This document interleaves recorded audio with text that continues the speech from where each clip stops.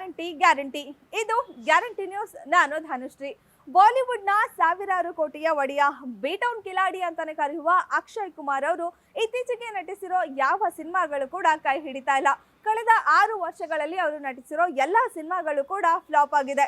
2019ರಲ್ಲಿ ಅವರು ಆಕ್ಟ್ ಮಾಡಿರೋ good news cinema 200 ಕೋಟಿ ಕ್ಲಬ್ ಸೇರಿತು ಅನ್ನೋದನ್ನ ಬಿಟ್ರೆ ಅದಾದ ಮೇಲೆ ನಟಿಸಿರೋ ಯಾವ ಸಿನಿಮಾಗಳು ಕೂಡ ಹಿಟ್ ಆಗಿಲ್ಲ. ಸಾಲು ಫ್ಲಾಪ್ಗಳನ್ನೇ ಕೂಡ ಕೊಟ್ಟಿದ್ದಾರೆ. ಇನ್ನು ಬಾಲಿವುಡ್ನಲ್ಲಿ 33 ವರ್ಷಗಳ ಸಿನಿ ಜೀವನದಲ್ಲಿ ನೂರಾರು ಸಿನಿಮಾಗಳಲ್ಲಿ ನಟಿಸಿ ಅದರಲ್ಲಿ ಸಾಕಷ್ಟು hit, super hit, blockbuster hit ನಂತಹ ಸಿನಿಮಾಗಳನ್ನ ಕೂಡ ಕೊಟ್ಟಿದ್ದಾರೆ. ಬಾಲಿವುಡ್ನಲ್ಲಿರುವ ಸ್ಟಾರ್ ಹೀರೋಗಳಲ್ಲಿ ಅಕ್ಷಯ್ ಕುಮಾರ್ ಕೂಡ ಒಬ್ರು. ನೂರಾರು ಕೋಟಿ ಸಂಭಾವನೆ ಪಡೆಯೋ ಈ ನಟನ ಸಿನಿಮಾಗಳು ಕೇವಲ 100 ಕೋಟಿ ಕ್ಲಬ್ ಅನ್ನು ಕೂಡ ಸೇರಲು ತುಂಬಾನೇ ಕಷ್ಟಪಡ್ತಾ ಇದೆ. ಇವರಿಗೇನೆ ನೂರಾರು ಕೋಟಿ ಸಂಭಾವನೆ ಕೊಟ್ಟು ಇನ್ನು ಸಿನಿಮಾಗಳಿಗೂ ಕೂಡ ನೂರಾರು ಕೋಟಿಯ ಬಜೆಟ್ ಅನ್ನ ಮಾಡಿ ಸಿನಿಮಾವನ್ನ ಮಾಡಿರ್ತಾರೆ. ಆದ್ರೆ ಈ ಯಾವ ಸಿನಿಮಾಗಳು ಕೂಡ ಕೇವಲ 100 ಕೋಟಿ ಕ್ಲಬ್ ಅನ್ನ ಕೂಡ ಸೇರ್ತಾ ಇಲ್ಲ. ಆದ್ರೆ ಈಗ ಅಕ್ಷಯ್ ಕುಮಾರ್ ಅವರು ನಟಿಸಿರುವ ಸ್ಕೈ ಫೋರ್ಸ್ ಸಿನಿಮಾ ರಿಲೀಸ್ ಆಗಿ ಕೇವಲ 8 ದಿನದಲ್ಲಿ 100 ಕೋಟಿ ಕ್ಲಬ್ ಅನ್ನ ಸೇರಿದೆ. ಇದರಿಂದಾಗಿ ಇಷ್ಟು ದಿನ ಅಕ್ಷಯ್ ಕುಮಾರ್ ಅವರಿಗೆ ಇದ್ದ ಒಂದು ಕಳಂಕ ದೂರ ಆಗಿದೆ ಅಂತಾನೆ ಹೇಳ್ಬೋದು. ಇನ್ನು ಕಳೆದ 6 ವರ್ಷಗಳಲ್ಲಿ ಅವರು ನಟಿಸಿರೋ ಸಾಕಷ್ಟು ಸಿನಿಮಾಗಳು ಕೂಡ ಎಲ್ಲವೂ ಫ್ಲಾಪ್ ಆಗಿದೆ. ಇನ್ನು ಅವರು ಯಾವೆಲ್ಲ ಸಿನಿಮಾಗಳಲ್ಲಿ ನಟಿಸಿದ್ದಾರೆ ಅನ್ನೋದನ್ನ ನೋಡೋದಾದ್ರೆ 2021ರಲ್ಲಿ ರಿಲೀಸ್ ಆದ ಅಕ್ಷಯ್ ಕುಮಾರ್ ಅವರ ಬೆಲ್ ಬಾಟಮ್ ಸಿನಿಮಾ ಸುಮಾರು 150 ಕೋಟಿ ಬಜೆಟ್ನಲ್ಲಿ ತಯಾರಾಗಿದ್ದು 33.31 ಕೋಟಿಯಷ್ಟು ಕಲೆಕ್ಷನ್ ಮಾಡಿತು. ಆಕ್ಷನ್ ಥ್ರಿಲ್ಲರ್ ಮೂವಿಯಾದ ಬೆಲ್ ಬಾಟಮ್ ಅನ್ನ ರಂಜಿತ್ ಎಂ ತಿವಾರಿ ಡೈರೆಕ್ಟ್ ಮಾಡಿದ್ದು ವಾಣಿ ಕಪೂರ್, ಲಾರಾ ದತ್, ಅಕ್ಷಯ್ ಕುಮಾರ್ ಅವರ ಜೊತೆ ತೆರೆ ಹಂಚಿಕೊಂಡಿದ್ರು. ಇನ್ನು ಅದೇ ವರ್ಷ ರಿಲೀಸ್ ಆದ ಬಚ್ಚನ್ ಪಾಂಡ್ಯ ಸಿನಿಮಾ ಕೂಡ ಸುಮಾರು 180 ಕೋಟಿ ಬಜೆಟ್ನಲ್ಲಿ ತಯಾರಾಗಿದ್ದು 51.04 ಕೋಟಿನಷ್ಟು ಕಲೆಕ್ಷನ್ ಮಾಡಿತು. ಬಚ್ಚನ್ ಪಾಂಡ್ಯ ಆಕ್ಷನ್ ಕಾಮಿಡಿ ಸಿನಿಮಾವನ್ನ ಫರ್ಹಾದ್ ಸಂಜಿ ಡೈರೆಕ್ಟ್ ಮಾಡಿದ್ದು ಕೃತಿ ಸನನ್, ಜಾಕ್ವೆಲಿನ್ ಫರ್ನಾಂಡಿಸ್ ಅವರು ಈ ಸಿನಿಮಾದಲ್ಲಿ ನಟನೆ ಮಾಡಿದ್ರು. ಇನ್ನು ಅದೇ ವರ್ಷ ರಿಲೀಸ್ ಆದ ಸಾಮ್ರಾಟ್ ಪೃಥ್ವಿರಾಜ್ ಸಿನಿಮಾ ಕೂಡ ಸುಮಾರು 150ರಿಂದ 300 ಕೋಟಿ ಬಜೆಟ್ನಲ್ಲಿ ತಯಾರಾಗಿತ್ತು. ಆದ್ರೆ ಈ ಸಿನಿಮಾ ಕೂಡ ಕೇವಲ 68.25 ಕೋಟಿನಷ್ಟು ಕಲೆಕ್ಷನ್ ಮಾಡಿತು. ರಾಜಾ ಪೃಥ್ವಿರಾಜ್ ಚೌಹಾನ್ ಅವರ ಕುರಿತಾದ ಈ ಸಿನಿಮಾ ಹಿಸ್ಟಾರಿಕಲ್ ಜಾನರ್ನಲ್ಲಿ ಚಂದ್ರಪ್ರಕಾಶ್ ದ್ವಿವೇದಿ ಅವರು ಡೈರೆಕ್ಟ್ ಮಾಡಿದ್ರು. ಈ ಸಿನಿಮಾದಲ್ಲಿ ಸಂಜಯ್ ದತ್, ಸೋನು ಸೂದ್ ಅವರು ಕೂಡ ಆಕ್ಟ್ ಮಾಡಿದ್ರು.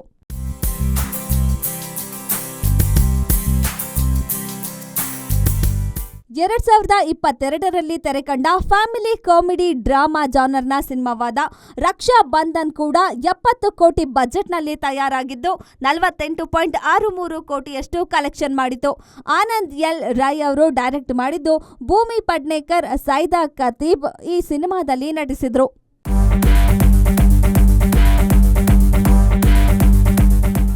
ಇನ್ನು ಇದೇ ವರ್ಷ ರಿಲೀಸ್ ಆದ ಆಕ್ಷನ್ ಅಡ್ವೆಂಚರ್ ಸಿನಿಮಾವಾದ ರಾಮಸೇತು ಕೂಡ ಸುಮಾರು 150 ಕೋಟಿ ಬಜೆಟ್ನಲ್ಲಿ ತಯಾರಾಗಿದ್ದು ಇದು ಕೂಡ 74.7 ಕೋಟಿನಷ್ಟು ಕಲೆಕ್ಷನ್ ಮಾಡಿತು. ಅಭಿಷೇಕ್ ಶರ್ಮಾ ಈ ಸಿನಿಮಾವನ್ನ ನಿರ್ದೇಶನ ಮಾಡಿದ್ದು ಜಾಕ್ವೆಲಿನ್ ಫರ್ನಾಂಡಿಸ್, ಪ್ರವೇಶ್ ರಾಣಾ ಈ ಸಿನಿಮಾದಲ್ಲಿ ನಟನೆ ಮಾಡಿದ್ರು.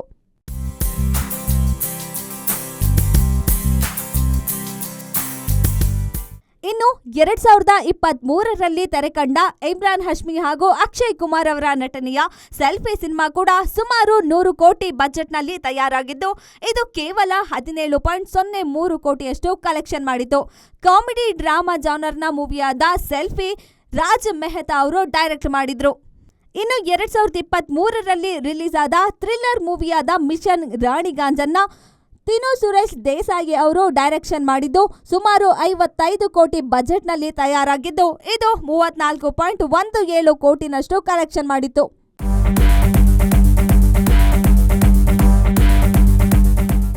ಸಾಕಷ್ಟು ನಿರೀಕ್ಷೆಗಳಿಂದ ಹೈ ಬಜೆಟ್ನಲ್ಲಿ ತಯಾರಾದ ಸಿನಿಮಾ ಬಡೆ ಮಿಯಾನ್ ಚೋಟೆ ಮಿಯಾನ್. 2024ರಲ್ಲಿ ತೆರೆಕಂಡ ಈ ಸಿನಿಮಾವನ್ನ ಸುಮಾರು 350 ಕೋಟಿ ಬಜೆಟ್ನಲ್ಲಿ ತಯಾರು ಮಾಡಲಾಗಿತ್ತು. ಆದರೆ ಈ ಸಿನಿಮಾ ಕೇವಲ 65.96 ಕೋಟಿಯಷ್ಟು ಕಲೆಕ್ಷನ್ ಮಾಡಿತು. ಸೈನ್ಸ್ ಫಿಕ್ಷನ್ ಆಕ್ಷನ್ ಮೂವಿಯಾದ ಈ ಸಿನಿಮಾವನ್ನ ಅಲಿ ಅಬ್ಬಾಸ್ ಜಫರ್ ಅವರು ಡೈರೆಕ್ಟ್ ಮಾಡಿದ್ದು ಈ ಸಿನಿಮಾದಲ್ಲಿ ಟೈಗರ್ ಶ್ರಾಫ್, ಪೃಥ್ವಿರಾಜ್ ಸುಕುಮಾರ್ ಅವರು ಆಕ್ಟ್ ಮಾಡಿದ್ದಾರೆ. ಇನ್ನು 2024ರಲ್ಲಿ ರಿಲೀಸ್ ಆದ ಫ್ಯಾಮಿಲಿ ಡ್ರಾಮಾವಾದ ಸೆರಫಿರಾ ಸಿನಿಮಾ ಕೂಡ ಸುಮಾರು 80 ಕೋಟಿ ಬಜೆಟ್ನಲ್ಲಿ ತಯಾರಾಗಿದ್ದು ಇದು ಕೇವಲ 24.85 ಕೋಟಿಯಷ್ಟು ಕಲೆಕ್ಷನ್ ಮಾಡಿತು.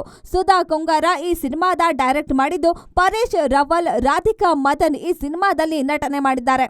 ಇನ್ನು ಇದೇ ವರ್ಷ ರಿಲೀಸ್ ಆದ ಮತ್ತೊಂದು ಸಿನಿಮಾ ಖೇಲ್ ಖೇಲ್ ಮೇನ್. ಈ ಸಿನಿಮಾ ಕೂಡ ಸುಮಾರು 100 ಕೋಟಿ ಬಜೆಟ್ನಲ್ಲಿ ತಯಾರಾಗಿದ್ದು ಇದು ಕೇವಲ 39.29 ಕೋಟಿಯಷ್ಟು ಕಲೆಕ್ಷನ್ ಮಾಡಿತು. ಕಾಮಿಡಿ ಜಾನರ್ನ ಸಿನಿಮಾವಾಗಿದ್ದು ಇದನ್ನ ಮುದಾಸರ್ ಅಜೀಜ್ ಡೈರೆಕ್ಟ್ ಮಾಡಿದ್ದು, ತಾಪ್ಸಿ ಪನ್ನು, ವಾನಿ ಕಪೂರ್ ಅವರು ಈ ಸಿನಿಮಾದಲ್ಲಿ ಆಕ್ಟ್ ಮಾಡಿದ್ದಾರೆ.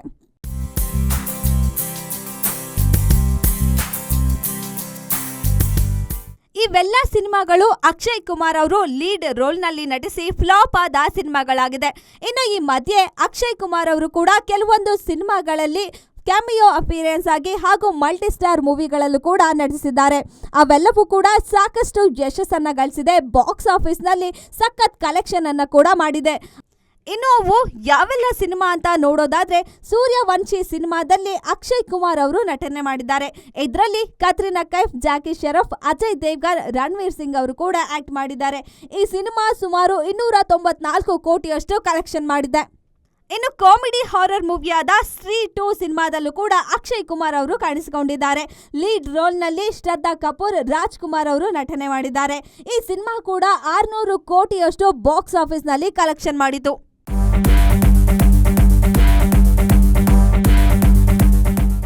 OMG 2 ಸಿನಿಮಾದಲ್ಲೂ ಕೂಡ ಅಕ್ಷಯ್ ಕುಮಾರ್ ಅವರು ಲಾರ್ಡ್ ಶಿವನ ಪಾತ್ರದಲ್ಲಿ ಕಾಣಿಸಿಕೊಂಡಿದ್ದಾರೆ.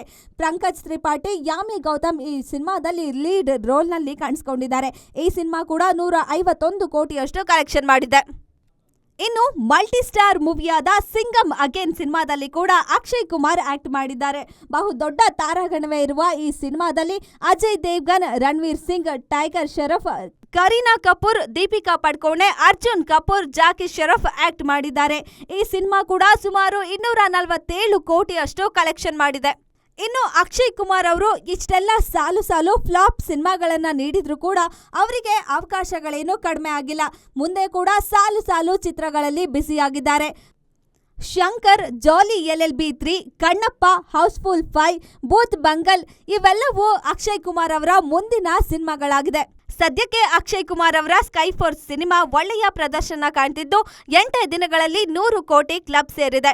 ಇದರಿಂದಾಗಿ ತುಂಬಾ ವರ್ಷಗಳ ನಂತರ ಅಕ್ಷಯ್ ಕುಮಾರ್ ಅವರು ಒಂದು ಸಕ್ಸಸ್ ಅನ್ನ ನೋಡಿದ್ದಾರೆ.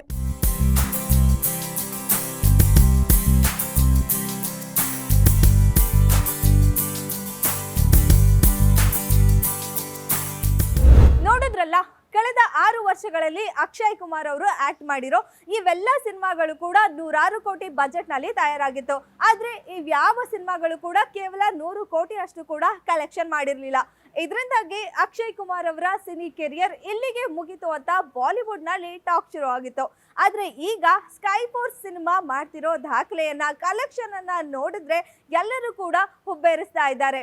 ಇನ್ನು ಕಳೆದ ಈ 6 ವರ್ಷಗಳಲ್ಲಿ ಅಕ್ಷಯ್ ಕುಮಾರ್ ಅವರು ಅದೆಷ್ಟೇ ಪ್ರಯೋಗಾತ್ಮಕ ಸಿನಿಮಾಗಳನ್ನ ಮಾಡಿದ್ರು ಕೂಡ ಯಾವುದು ಕೂಡ ಕೈ ಹಿಡಿತಾ ಇರಲಿಲ್ಲ, ಯಾವುದು ಕೂಡ ಸಕ್ಸಸ್ ಕಾಣ್ತಾ ಇರಲಿಲ್ಲ. ಆದ್ರೆ ಈಗ ಸ್ಕೈ ಫೋರ್ಸ್ ಸಿನಿಮಾದ ಮೂಲಕ ಮತ್ತೆ ಬೀಟೌನ್ ಕಿಲಾಡಿ ಹಳೆ ಟ್ರ್ಯಾಕಿಗೆ ಮರಳಿದ್ದಾರೆ ಅಂತಾನೆ ಹೇಳ್ಬೋದು. ಈ ಮೂಲಕ ಅಕ್ಷಯ್ ಕುಮಾರ್ ಇಸ್ ಬ್ಯಾಕ್ ಅನ್ನೋ ಟಾಕ್ ಶುರು ಆಗಿದೆ ಬೀಟೌನ್ ಅಲ್ಲಿ. ಇನ್ನಷ್ಟು ಸುದ್ದಿಗಾಗಿ ನೋಡ್ತಾ ಇರಿ ಗ್ಯಾರಂಟಿ ನ್ಯೂಸ್. ಸುದ್ದಿ ಖಚಿತ, ನ್ಯಾಯ ನಿಶ್ಚಿತ. ಗ್ಯಾರಂಟಿ ನ್ಯೂಸ್, ಸುದ್ದಿ ಖಚಿತ, ನ್ಯಾಯ ನಿಶ್ಚಿತ.